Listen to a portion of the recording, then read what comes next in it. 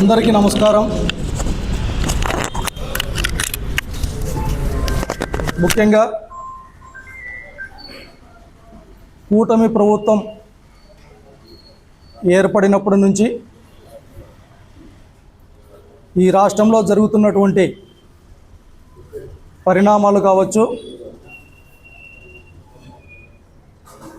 ప్రభుత్వం యొక్క ఆలోచన విధానం కావచ్చు,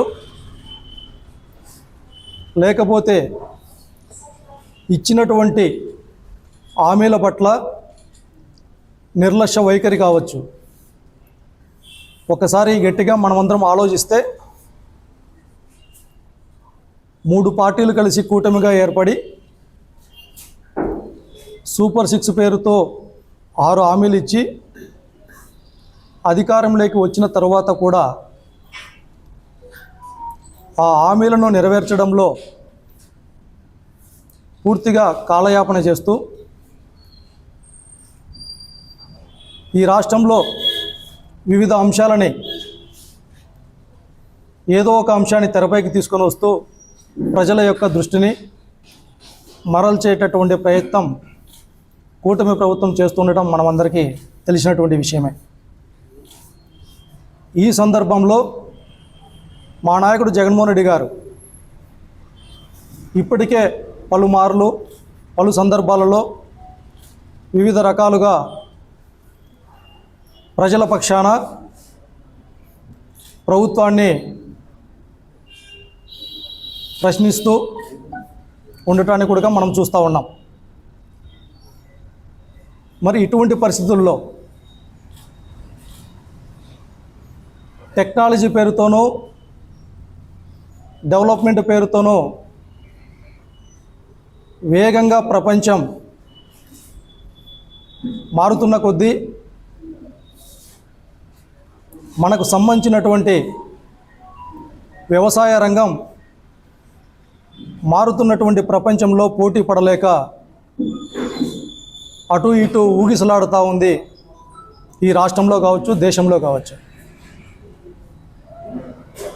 మరి అందరికీ అన్నం పెట్టేటటువంటి రైతన్న ఈరోజు వ్యవసాయాన్ని ఒక వ్యాపారంగా కాకుండా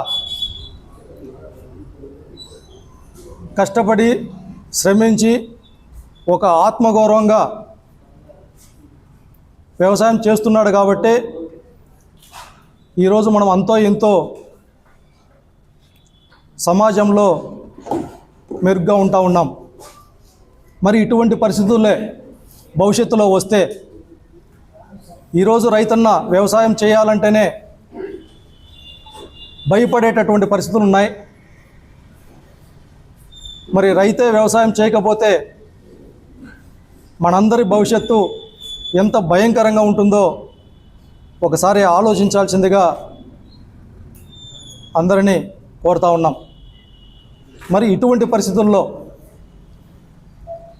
మా పార్టీకి సంబంధించినటువంటి విధానాల్లోనే, సిద్ధాంతాల్లోనే రైతులకు సంబంధించినటువంటి సంక్షేమం మొదటి ప్రాధాన్యతగా ఉంది కాబట్టే మా పార్టీకి సంబంధించినటువంటి నామకరణంలోనే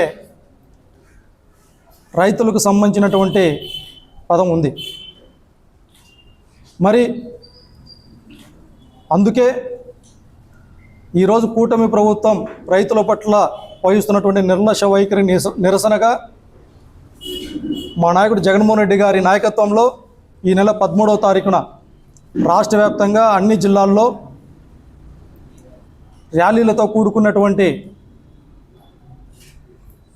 నిరసన కార్యక్రమాలు చేస్తూ కలెక్టర్లకి వినతి పత్రాలు ఇచ్చేటటువంటి కార్యక్రమాన్ని చేపట్టడం జరిగింది. అందులో భాగంగానే అనంతపురం జిల్లా వైఎస్ఆర్ కాంగ్రెస్ పార్టీ అధ్యక్షులు అనంత వెంకటరామరెడ్డి గారి ఆధ్వర్యంలో 13వ తారీఖున స్థానిక జిల్లా పరిషత్ కార్యాలయం నుంచి ర్యాలీగా వెళ్ళి జిల్లా కలెక్టర్ గారికి కూడా వినతి పత్రం సమర్పించడం జరుగుతుంది. ముఖ్యంగా ఈ సందర్భంగా ఈ రాష్ట్ర ప్రజానీకానికి కావచ్చు, రైతాంగానికి కావచ్చు, మేధావులకు కావచ్చు, ప్రజా సంఘాల వాళ్ళకి కావచ్చు, ప్రతి ఒక్కరికి ఒకసారి గట్టిగా ఆలోచించమని విజ్ఞప్తి చేస్తూ ఉన్నాం. అందరికీ అన్నం పెట్టేటటువంటి రైతన్న బాగుంటేనే మనమందరం బాగుంటామనేసి ఒక దృఢ సంకల్పంతో రైతులకు అండగా నిలబడినటువంటి ఏకైక కుటుంబం వైఎస్ఆర్ కుటుంబం. గతంలో దివంగత నేత డాక్టర్ వైఎస్ రాజశేఖర రెడ్డి గారు ముఖ్యమంత్రిగా ఉన్నప్పుడు ఉచిత కరెంటు పథకంతో పాటు ఈ రాష్ట్రంలో ఎక్కడ లేనటువంటి విధంగా జలయజ్ఞం ద్వారా సాగునీటి ప్రాజెక్టులని అత్యధికమైనటువంటి ప్రాధాన్యతనిచ్చి రైతుల జీవితాల్లో పెనుమార్పులు తీసుకుని వచ్చినటువంటి పరిస్థితులు కనుక మనం చూసాం. ఆ తర్వాత మా నాయకుడు జగన్మోహన్ రెడ్డి గారు ముఖ్యమంత్రిగా ఉన్నప్పుడు కరోనా లాంటి సమయంలో కూడా ఇబ్బందులు ఉన్నప్పటికీ ఈ రాష్ట్రంలో దాదాపు 15,000కు పైగా గ్రామాలు ఉంటే ప్రతి గ్రామాన్ని ఒక యూనిట్గా తీసుకొని ప్రతి గ్రామంలో ఒక రైతు భరోసా కేంద్రాన్ని శాశ్వతంగా నిర్మించి దాని ద్వారా ఆ గ్రామంలో ఉన్నటువంటి ఏ రైతు కూడా తనకు సంబంధించినటువంటి సమస్యల పట్ల కానీ తనకు సంబంధించినటువంటి వసతుల పట్ల కానీ ఆ గ్రామం పొలిమేర కూడా దాటకుండానే రైతుల యొక్క గుమ్మం దగ్గరికే మౌలిక సదుపాయాలు కల్పించినటువంటి పరిస్థితులు కూడా మనం చూసాం. అదే కాదు, రైతులకు సంబంధించినటువంటి ఇచ్చినటువంటి ప్రతి ఒక్క హామీని కూడా నెరవేర్చినటువంటి పరిస్థితులు గతంలో జగన్మోహన్ రెడ్డి గారు ముఖ్యమంత్రిగా ఉన్నప్పుడు మనం అందరం చూసాం. మరి ఇవాళ ఈ రాష్ట్రంలో జరుగుతున్నటువంటి పరిణామాలను కూడా మనం చూస్తూ ఉన్నాం. ఇచ్చినటువంటి హామీలను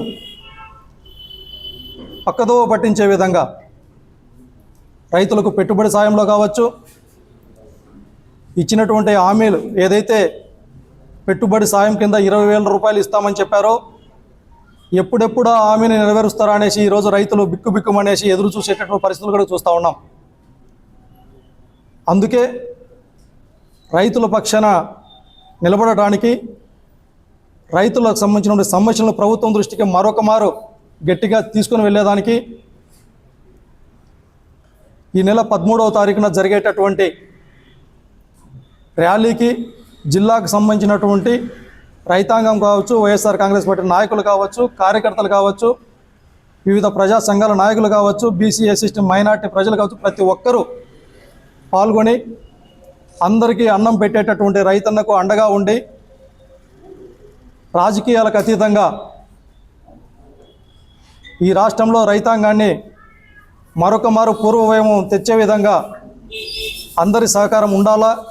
జరగబోయేటటువంటి కార్యక్రమాలన్నింటిని కూడా విజయవంతం చేయాల్సిందిగా విజ్ఞప్తి చేస్తూ ఉన్నాం.